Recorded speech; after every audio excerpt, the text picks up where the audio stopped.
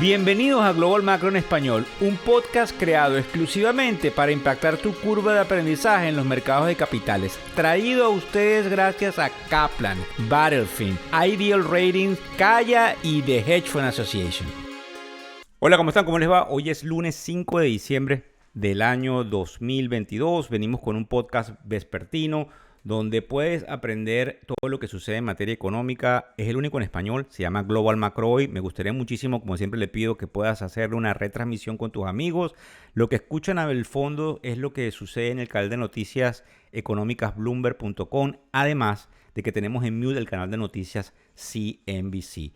Importante todo lo que sucede en materia económica porque es una realidad de que pasamos alrededor del 80% de nuestro tiempo pensando en nuestro problema económico. Este podcast te ayuda a cómo mejorar probablemente tu portafolio en el caso de que lo tengas en una cuenta de retiro, en un 401 o como comúnmente en inglés se llama 401k. Además de que si no te has iniciado en el mercado de capitales, al entender todo lo que conlleva la materia económica, vas a poder entusiasmarte, a poder participar del mercado y tratar de ganar en materia de inversión en mediano y largo plazo. Otros que nos abordan nos dicen, están haciendo una excelente labor en virtud de ayudarnos con nuestros clientes a que se puedan comunicar con nosotros de mejor manera porque los estás educando y les estás dando a conocer lo difícil que se hace para un manejador de fondos controlar el riesgo y entregar ciertos retornos. Te pido que no bajes la guardia, que no te rindas y que te motives, porque a pesar de todo lo horrible que vas a escuchar en materia económica, en algunos casos en este podcast,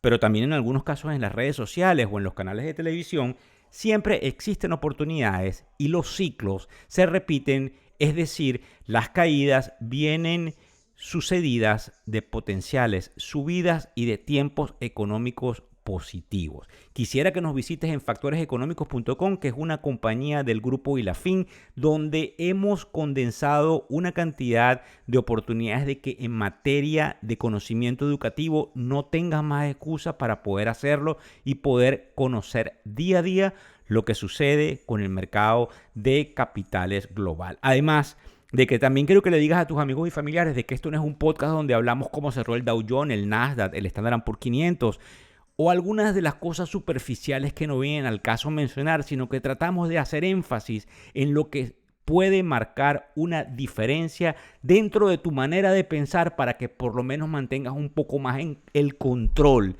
de lo que pudieses hacer, porque realmente la lógica no funciona tampoco en el mercado de capitales y eso lo vas a ver si nos sigues día a día a través de lo que nosotros te entregamos, no solamente por aquí, sino por todas las redes sociales de nuestros grupos y medios de comunicación relacionados. Fíjense bien, en materia inflacionaria no todo está controlado. El Banco Central ha venido subiendo tasas de interés, como ustedes saben, porque lo ven en las tarjetas de crédito, lo ven en el colapso que hay con respecto a las hipotecas y lo ven en la inflación galopante que hay a nivel mundial. Pero fíjense también que es interesante observar de que a pesar de esa subida de tasas de interés, el tema del empleo ha estado muy fuerte en los Estados Unidos. El pasado viernes salió el número que se llama el Non-Farm Payroll. Es el número del empleo que sale los primeros viernes de cada mes a las 8:30 de la mañana, hora del este de los Estados Unidos, y salió sumamente fuerte. Entonces, la disyuntiva, y por eso el mercado lo ve hoy en la mañana, es un temor, es un miedo a que se sigan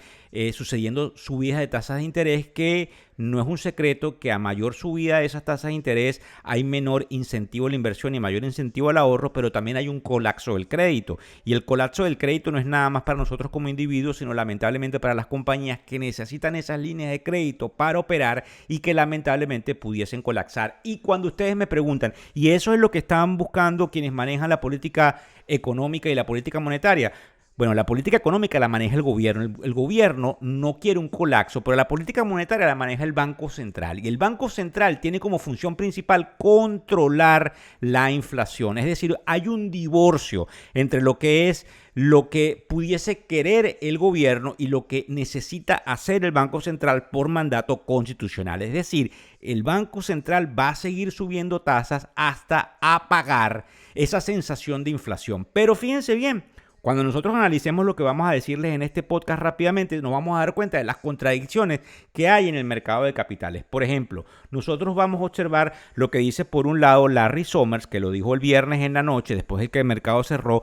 Larry Summers fue el secretario del Tesoro del gobierno de Obama, es un demócrata bien respetado y él viene diciendo desde hace un par de años de que la inflación no es transitoria. Nadie le hacía caso a finales del 2020 o a principios del 2021, pero ya ustedes estamos viendo a finales del 2022 que el hombre tenía razón y ahora él se atreve a decir el día viernes de que vamos a tener que subir tasas de interés más que proporcionalmente, a pesar de que nosotros observamos el día miércoles de la semana pasada como el presidente del Banco Central de nombre Jeremy Powell decía que probablemente podíamos tener una pausa en la subida de las tasas de interés. Eso sumado al hecho de que hay algunos indicadores que efectivamente anunciarían de que hay una desaceleración, pero el indicador de los empleos, ahí donde está la contradicción, sigue indicando que hay una creación de empleos. Es decir, que las empresas siguen necesitando esa mano de obra porque sigue habiendo inversión, porque sigue habiendo demanda, porque sigue habiendo consumo. Pero fíjense bien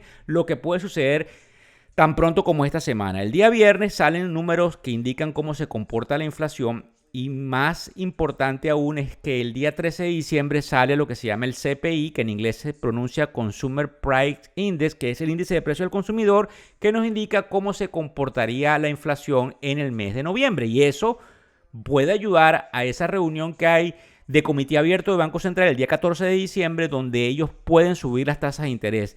El proceso no es si la van a subir o no, el proceso es cuánto, porque algunos indicaban que podíamos subir alrededor de 0.25%, que es un cuarto de punto porcentual. Algunos decían hace unas semanas atrás que iban a ser 75 puntos básicos, que son 3/4 de punto porcentual, pero el promedio de lo que apuestan muchos de los manejadores de fondos es que vamos a subir, en los cuales me incluyo 50 puntos básicos, que son medio punto porcentual, y eso porque la inflación no está controlada. Sin embargo, este otro punto contradictorio dice que las estadísticas de UPS, de FedEx y de HL indican que vamos a una desaceleración, porque para el año, por ejemplo, para que ustedes tengan una idea, principios del año 2023, ellos han observado que los compradores, digamos, corporativos en los Estados Unidos no están poniendo órdenes de compra en las fábricas chinas, producto de que están observando una desaceleración. Esto, por ejemplo, para que tengan una idea, lo que hace Walmart, lo que hace Costco, lo que hace BJ's, esas grandes cadenas, o lo que se exporta para América Latina,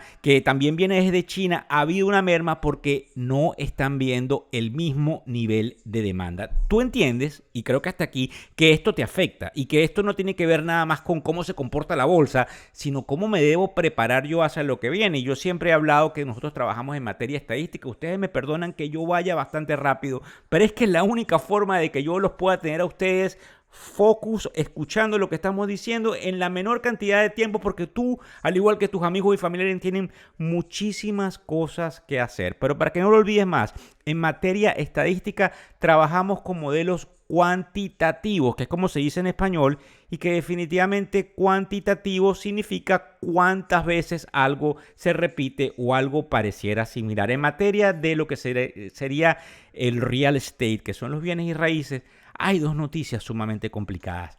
La semana pasada, quizás la tacita de oro, el fondo más importante de real estate del mundo entero, Blackstone, anuncia que paralizaba lo que se llama en inglés los redemption, que es las posibilidades de que tú rescates tu dinero en materia trimestral. Pero hoy se supo a primeras horas de la mañana que otra compañía de nombre SLG Manhattan también anuncia lo mismo. Lo que quiere decir que viene lamentablemente una crisis en el sector de los bienes y raíces, porque probablemente vienen lo que se llama en inglés unos defaults, que no es más que la gente no pueda pagar las rentas, no solamente en materia comercial, sino lamentablemente en las casas. Entonces es muy importante que nosotros estemos preparados para entender esas contradicciones. Por ejemplo, hacia el final del podcast, en algunos minutos, les voy a hablar lo que dice un gran amigo mío de nombre Tom Lee, que es el presidente de una compañía que se llama Fundstrat, porque él está sumamente positivo de lo que pudiera pasar hacia finales de este mismo 2022 con algo que nosotros denominamos en el argot popular del mercado de capitales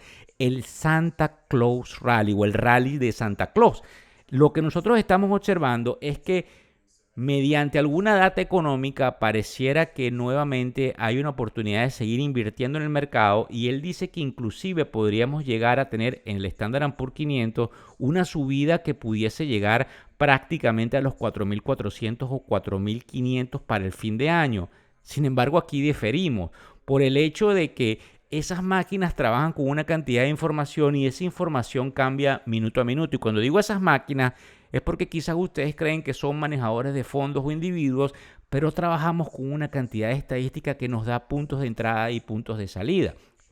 Fíjense bien, la teoría pudiese decirnos que vamos a tener un rally hacia finales de año, pero que lamentablemente vamos a caer al observar que las compañías van a reportar una caída en sus ganancias, una caída en su facturación y que lamentablemente eso pueda sucederse en el primer y en el segundo trimestre del año 2023. Sin embargo, hay otros que trabajan con la estadística y que nos hacen llegar una cantidad de informes que indican, fíjense bien, de que a pesar, y por eso todas estas contradicciones, a pesar de lo que está pasando, hay un crecimiento de algo que se llama la masa monetaria en China. Y que desde el punto de vista estadístico, cuando hay ese crecimiento en China, eso antecede unos 5 a 7 meses lo que vamos a ver en Occidente.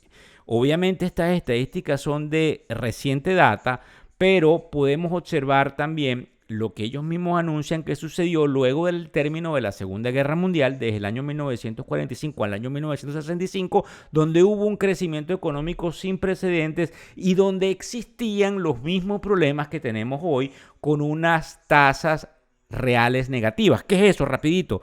Tasas reales negativas sucede cuando yo tengo unas tasas de interés que están por debajo del número inflacionario. La inflación es más alta que mis tasas de interés y entonces esa merma se llama tasas reales negativas. Obviamente, si yo tengo unas tasas de interés por encima de la inflación o de la inflación esperada, eso se llama tasas reales positivas. Pero eso sucedió en 1945 y sin embargo, del 45 al 65 hubo una subida importante. También quienes hablan de estadística nos dicen que no olvidemos que hubo un error muy importante en la década del 70, donde por hacer pausas cada vez que se trataba de controlar la inflación, y digo pausas en materia de subida de tasas de interés, que como ustedes entienden, esa subida de tasas de interés lo que nos hace es tratar de paralizar el dinero en mano de la comunidad para no tener la presión de bienes y servicios, hizo que en esa década hubiesen 3 recesiones y que el presidente de la Reserva Federal de hoy día, Jeremy Powell, no quiera tener el mismo problema y por eso pretende darnos una subida de tasas de interés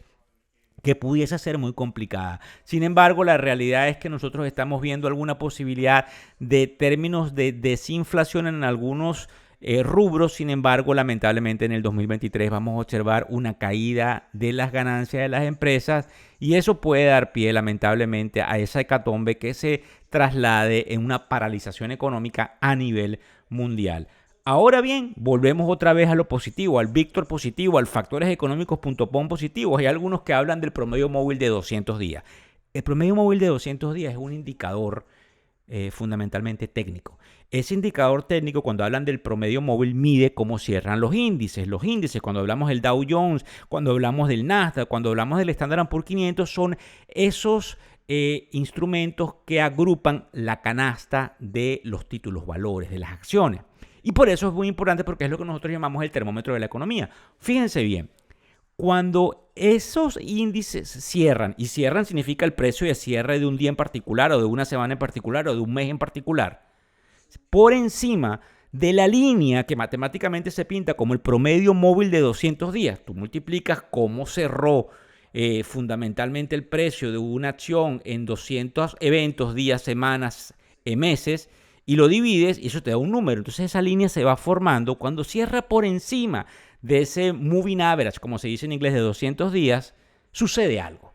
Eso sucedió el viernes, tiene 2 jornadas cerrando por encima. Podemos ver qué sucede el día del lunes al final del día o esta semana, pero cuando logra mantener un cierre por encima de ese nivel, dice que eso sucedió solamente 13 veces desde el año 1960. Y que de esas 13 veces, solamente en el 2002 hemos fallado. Es decir, solamente en el 2002 hemos estado 6 meses o 12 meses después a la baja. Voy a volver a repetirlo rápido porque esto es muy importante. Porque es pura estadística. Es como digo yo, cuantitativamente, cuántas veces se repite algo, ¿verdad? Entonces, fíjense bien, de esas 13 veces, 3 meses más tarde, 11 de esas 13 veces, la bolsa ha ganado un promedio de 7%. 6 meses más tarde, 12 de las 13 veces ha ganado un 12%.